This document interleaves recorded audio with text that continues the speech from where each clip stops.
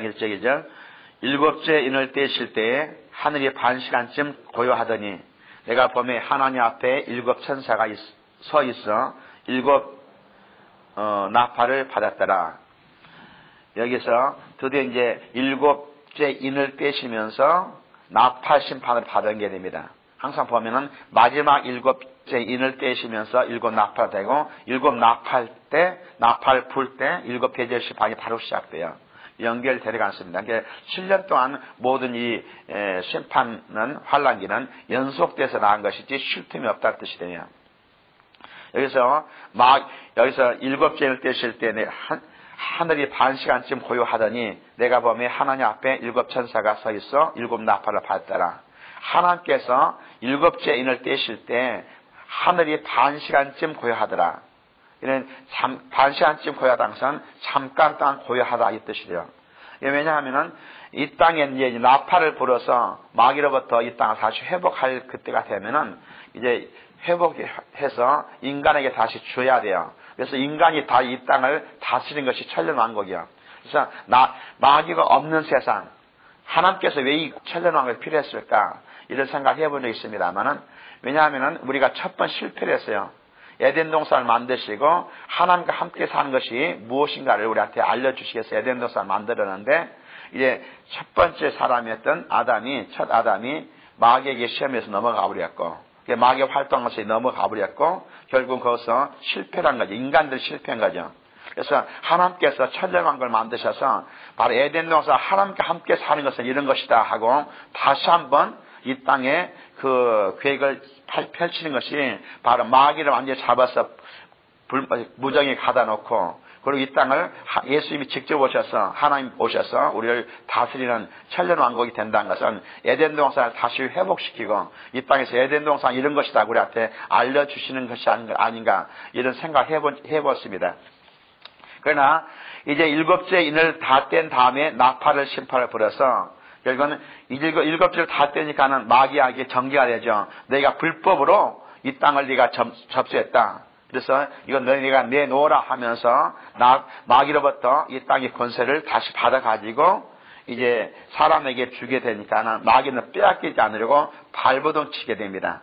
발버둥 치지만은 하나님께서는 이미 다 모든 법적으로 다 일곱인을 다 떼신 다음에 이제 이 땅은 원래 하나님께서 인간에게 주었던 것이다. 마귀가 손을 떼고 이제 인간에게 넘겨라 하는 선언을 하는 것이죠. 이 선언이 나팔이라는 거예요. 이제 앞으로 닥칠 무슨 심판을 위하여 고요한 침묵이 잠시 됩니다. 이 잠깐 침묵이 되는 가운데서 지금까지 사신 것이 많아요. 이제 잠깐 침묵이라는 것은 어떤 어려운 일 다음에 환난 전에 한 영혼이라도 더 구원하시는 하나님의 구원 계획이 있는 것이고, 또 접하면은 아주 무서운 일이 있기 전에 잠시 고요한 것이 있어요.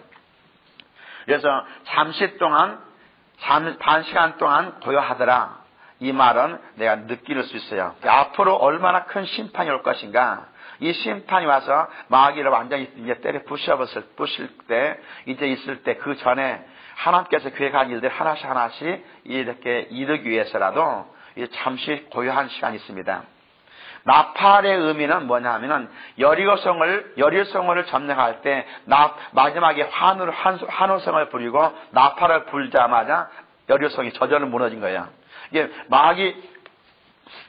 마귀가 지배하던 이 땅도 나팔을 불게 되면은 이 땅은 이제 마귀 것이 아니라 인간 것이 됐다 하고 선언하는 나팔을 불게 되면은 이제 이 땅의 마지막 모든 것이 마귀 세력은 다 물러가게 됐습니다. 물질을 가지고 사용했던 물질 세계, 종교를 가지고 하나님이 대적했던 종교 세계, 정치를 가지고 했던 이 정치들, 이게 다 무너진 것이 바로 일곱째 인을 뗀 다음에 일곱 나팔을 불기 시작하면 일어난 이야기예요.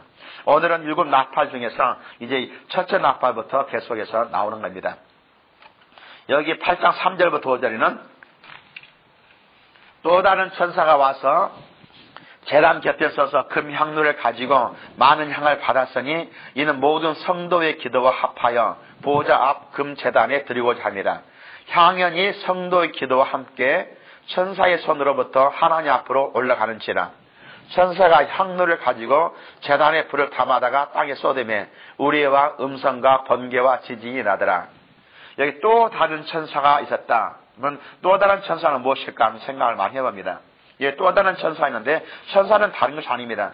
이제 히브리서 1장 14절처럼 하나님이 부리는 영이 천사예요. 하나님의 신분권이죠. 그래서 여기에 다른 의미는 없고 많은 천사들 중에서 또 다른 천사다 이렇게 정도만 하면 되죠. 그런데 어떤 사람들은 어떤 이단들은 또 다른 천사가 바로 자기들이다 하는 말도 하는 사람이 있기 때문에 하는 겁니다. 그것은 별 특별한 의미가 있는 것이 아니에요. 금향로를 받았더라. 금향로는 무엇이냐 하면은 이제 성도의 기도의 향이다 이었어요. 이 땅에서 우리가 기도하는 모든 기도가 이제 우리의 기도를 하면서 하다 보면은 주님께서는 기도에 응답해 주겠다는 약속을 주셨죠. 약속을 주셨지만은 그 약속을 받기 위해서만 기도한 것이 아니라 이제 보면은 하나님이 기뻐하시는 성도의 향기가 바로 기도입니다. 그래서 기도를 얼마나 하냐에 따라서 주 하나님 얼마나 기뻐할 것인가래요. 기도 양을 채운다는 것은 굉장히 중요하죠. 그래서 많은 기도를 하게 되면은 이제 우리에게 하나님께서 능력 주시고 우리의 영을 열어주시고 하나님께서 필요한 일을 우리한테 하나씩 해주신 것이죠. 기도는 하나님과 하는 대화이기 때문에 얼마나 많은 시간을 주님과 같이 보내느냐, 기도 시간이 많은 게 따라서 주님과 같은 교제가 이루어지기 때문에 주의 뜻을 깨닫고 주님의 능력이 우리한테 임하게 되고 주님의 뜻이 우리를 통해서 이루어질 줄을 믿습니다. 제단에 불을 받아 담아다가 땅에 쏟는다. 제단은 이제 여기서 볼 때는 하나님 제단이지만은 우리가 볼 때 번제단을 말해 항상. 번제단은 항상 불이 타고 있었죠. 장작불이 타고 있어 그 위에서 그 장작불에서 우리의 모든 것을 다 태운 것처럼 이 번제단의 불은 항상 불이 타오릅니다. 근데 이 번제단의 불이라는 것을 반영만 하면은 희생제물이 타버리는 거예요. 이게 결국은 희생제물, 우리 죄가 타는 것이 번제단이에요. 거기에서부터 불을 담아다가 땅에 뻗어나가선 우리 이제 바로 하나님의 심판이 임한다는 뜻이에요. 언제 보면은 똑같은 금의 향로를 가지고 성도 기도의 향기를 가지고 하나님께 드렸던 그 금의 향로에다가 이제 하나님께 드리고 나오면서 불을 담아다가 그것을 땅에 쏟는다. 이걸 보면은 금의 향로는 우리 성도들 기도를 담아다가 하나님께 드리기도 하지만은 하나님 저주를 이 땅에다 갖다 붓는 일도 한다. 그래서 하나님 보면은 축복과 저주, 사망과 생명, 이거 항상 같은 곳에 일어난다는 것을 알 수 있어요. 언제나 따로 있는 것이 아니라 내가 사망과 생명을 너희 앞에 두었다. 축복과 저주를 내가 두었다. 어느 것을 선택할 것인가 주께서 말씀한 것을 알아야 됩니다. 뇌성과 음성과 번개와 지진이 나왔다 했어요. 7 나팔이 드디어 시작되기 위해서 뇌성과 음성과 번개와 지진이 나게 되면서 이제 이 땅에서 뇌성도 그렇고 우리도 그렇고 번개도 그렇고 지진도 그렇고 인간들이 거부할 수 없는 불가항력적인 이제 막강한 힘이죠. 그래서 여기서 말한 것은 이제 우레와 음성과 번개와 지진이 나더라 한 것은 인간들이 대항할 수 없는 이렇게 엄청난 이 힘이 이제 작용된다. 이 말씀을 우리한테 지금 보여주고 계신 것을 볼 수 있습니다. 이제 7 나팔 심판을 이제 첫째 나팔부터 불기 시작합니다. 이 첫째 나팔부터 불기 시작하기 전에 우리가 이제 앞으로 보면은 많은 부분들이 이제 상징적인 이야기가 많이 나와요. 그래서 성경 해석에 대해서 우리가 잠깐 원칙을 몇 가지를 알아야 됩니다. 성경 해석법에서 가장 중요한 것 중에서 몇 가지가 있습니다. 첫째는 모든 성경은 문자적으로 해석하는 것이 가장 중요해요. 기록된 대로 해석해야 돼요. 이제 기록된 대로 해석하지 않고 그걸 영위한다 해서 자기만 깨달은 것처럼 이상한 것으로 풀어가고 있어요. 그래서 예를 들어 주막은 예를 들어서 사마리아 사람이 주막에다가 맡겼다. 주막은 영적으로 해석하면 그것은 교회다. 이렇게 하면서 하다 보면은 이제 모든 것을 영적으로 해서 그럴듯하게 붙인 건 좋은데 문제를 그렇게 하면 성경은 완전히 딴 데로 흘러옵니다. 그래서 영위하는 것보다는 언제나 문자적으로 그들이 해석하는 것을 원칙으로 한다. 이것이 성경 해석의 가장 기본 원칙입니다. 그래서 요한계시록도 사실은요, 쭉 보면은 할 수만 있다면은 기록된 그대로 우리가 깨닫고 기록된 그대로 우리 해석하는 것이 가장 중요해요. 그러나 기록된 대로 할 수 없는 부분이 몇 개 있습니다. 첫째는 비유적으로 말씀하시 많아요. 주님도 비유를 들어서 하나를 설명한 것처럼 요한계시록도 비유로 많이 기록된 것이 많습니다. 왜냐하면은 이제 사도 요한이 2000년 전 사람입니다. 그리고 주님 오시기는 지금 오늘날 2000년이 지난 지금이야 주님이 진짜 오시게 되고, 마지막에 여기 사도 요한이 봤던 내용들은 오늘날 되어질 일들이 엄청 많아요, 대부분이. 그런데 사도 요한 2000년 전에 자기 지식과 자기 상식으로 현재 상태를 본다 할지라도 그것을 표현할 길이 없었어요. 비행기를 보고 뭐라고 표현하겠어요? 표현할 길이 없다고요. 그러니까는 커다란 독수리의 날개를 의지해서 이런 식으로 표현할 수가 없습니다. 또는 뭐 요즘에 나오는 탱크를 봤다 하면은 탱크에서 뭐라 하겠어요? 커다란 전갈 같은 것이 뒤에서 불을 뿜더라, 이렇게 표현할 수가 없다고요. 그러니까 자기가 표현하는 방법이 자기 지식 한계 내에서 표현하기 때문에 이제 자기로서는 최선을 다해서 표현했다 할지라도 하나의 비유고 상징에 불과해요. 상징적으로 쓸 수밖에 없었습니다. 예, 본인이 보고 썼다가도 본인도 무엇인지 모르고 썼던 것이고 이런 것이 많습니다. 그래서 어느 성경에서 보면 어떤가 비유로 이야기하는 때는 그 비유가 무엇을 이야기하고 있을 것인가 하는 것이 중요해요. 비유를 하나하나 들어서 한 것보다는 무슨 진리를 우리한테 알려주고 있는 것을 아는 것이 중요해요. 이제 마태복음 24장은 종말에 대해서 이야기하셨고, 종말에 이야기하신 다음에 마태복음 25장에 주님께서 마지막으로 하신 설교 3편이 들었습니다. 첫째는 누가 구원받을 것인가 하면서 열처녀 비유를 들으면서 이야기했어요. 열처녀 비유에서 5처녀는 미련하고 5처녀는 슬기로운지라 5처녀는 기름을 예비했고 5처녀는 기름을 예비하지 않더라. 이렇게 하면서 이야기한 것은 어떻게 기름을 예비하고 성령을 받고 거듭난 사람만이 구원받는다는 하나님의 하나의 진리, 그 부분을 핵심을 지금 이야기한 것이지 5명이 했기 때문에 교인은 반은 들림받고 반은 들림받지 않는다, 이렇게 표현할 수는 없단 말이야. 이는 거기서 나오는 것이니까 항상 중요한 것은 이제 거기 나오는 비유에서 말하고자 하는 참된 진리가 무엇인가, 이 부분만 잘 생각하면 우리는 정확히 알 수 있습니다. 또 상징도 그래요. 이게 상징적으로 어떻게 했을 때 상징이 당시 문화적인 상황을 이해해야 됩니다. 그때 상태에서 이런 상징을 표현할 때 문화적인 상황을 이해하지 않으면 알 수가 없죠. 그래서 당시 상황을 이야기해서 문화적을 배워야 되고 당시 상황을 우리가 많이 공부를 해야 됩니다. 그리고 어떤 부분은 이런 말이 다른 성경에서 어떻게 해석됐었는가 하는 부분을 찾아야 돼요. 제가 말씀한 것처럼 성경은 같이 짝이 이루어졌습니다. 짝이 이루어지기 때문에 이런 말이 다른 데서 어떻게 이야기가 됐는가 하는 것을 찾아보는 것은 굉장히 중요합니다. 2000년 전에 사도 요한이 말세의 상황을 보고 기록할 때 당시에 자기 지식이나 경험으로는 도무지 표현할 길이 없기 때문에 자기가 상징이나 비유로 기록할 수밖에 없던 것이 많습니다. 그래서 그 전까지는 뭐 하늘나라 올라가서 봤던 것 그냥 5장에서 기록했고 6장에서 자기가 아는 상식, 자기가 알고 있죠. 두루마리는 땅 문서에 떼서 알기 때문에 바로 이야기되는데 이제 7장, 8장이 넘어가서 이제 앞으로 이 땅에서 막 부어질 심판들 이런 걸 볼 때는 사도 요한이 아무리 정확히 봤다 할지라도 자기 상식으로 자기가 있는 지식 한계에 대해서 기록했기 때문에 우리가 지금 오늘 보면은 상징적이고 또는 이런 비유적으로 볼 수밖에 없었다. 이 말을 우리가 지금 이해를 먼저 하고 시작돼야 합니다. 8장 7절부터 봅시다. 첫째 천사가 나팔을 부니 피 섞인 우박과 불이 나와서 땅에 쏟아지매 땅의 3분의 1이 다 타버리고 수목의 3분의 1도 타버리고 각종 풀도 타버렸더라. 이제 첫째 나팔을 부를 때 드디어 이제 지구의 생태계가 변화가 시작됩니다.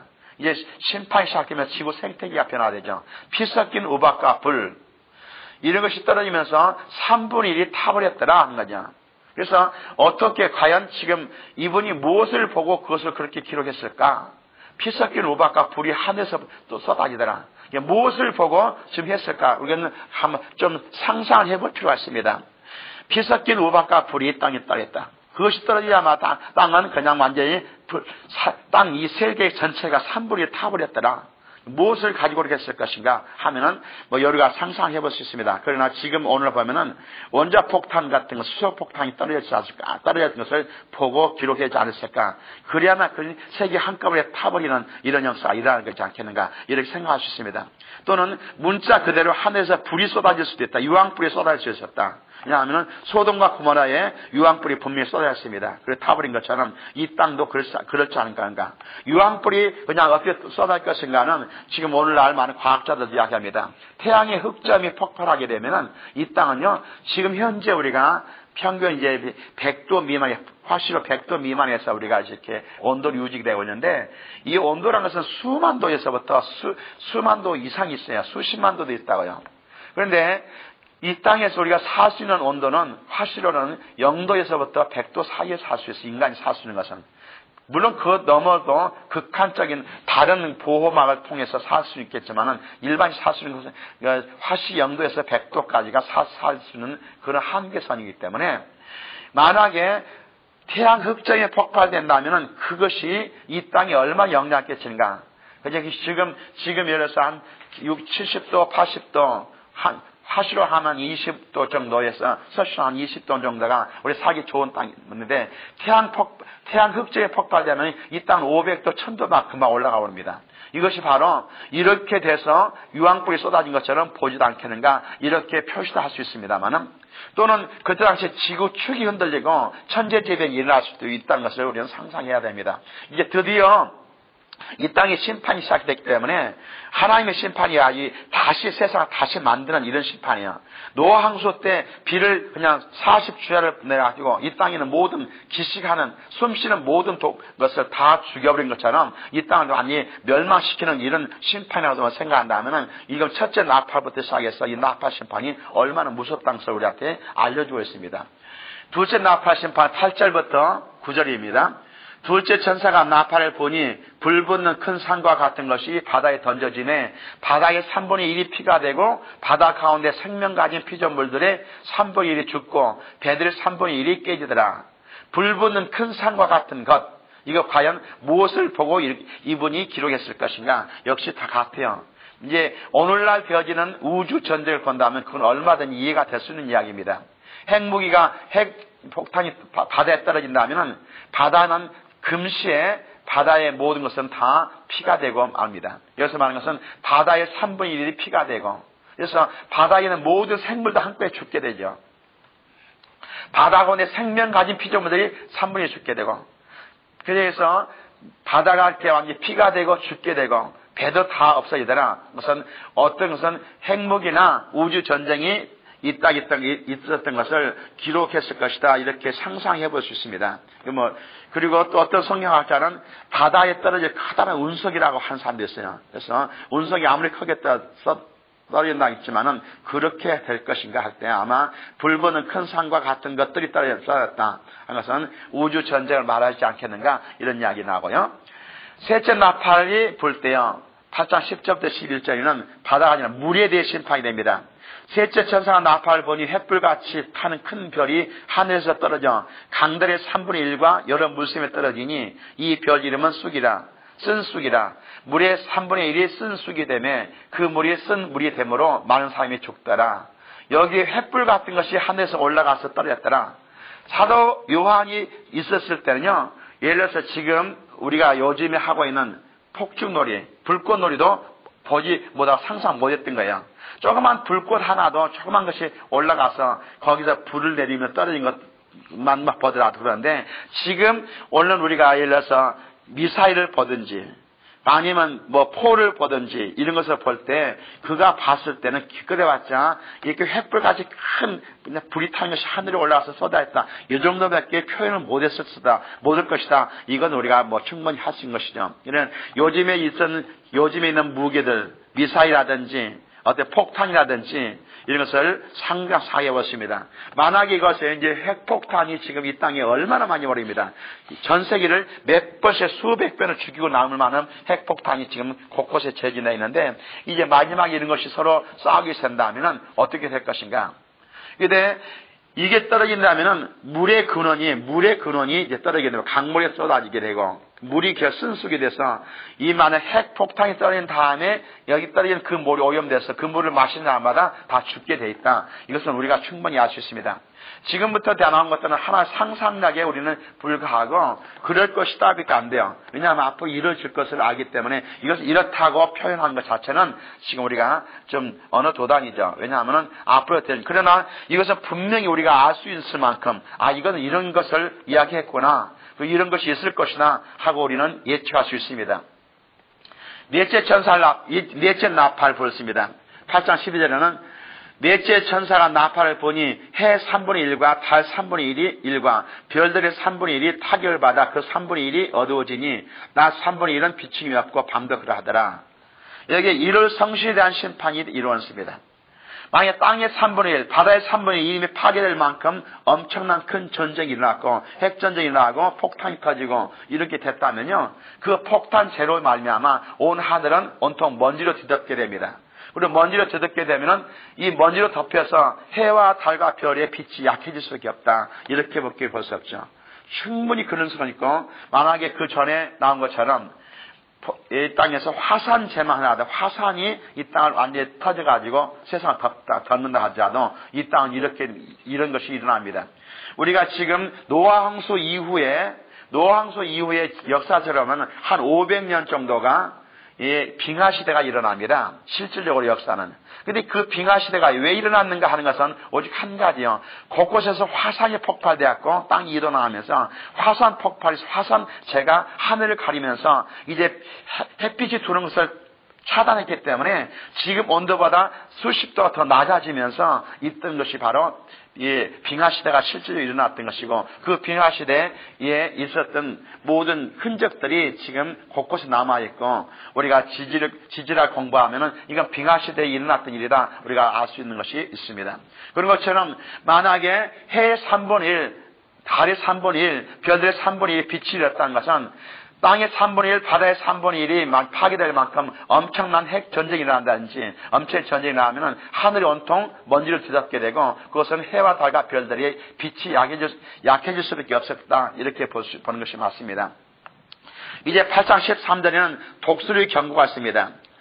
내가 또 보고 들으니 공중에 날아가는 독수리가 큰 소리로 이르되 땅에 사는 자들에게 화가 있으리니 이는 새 천사들이 불어야 할 나파 소리가 남아있음이로다 하더라.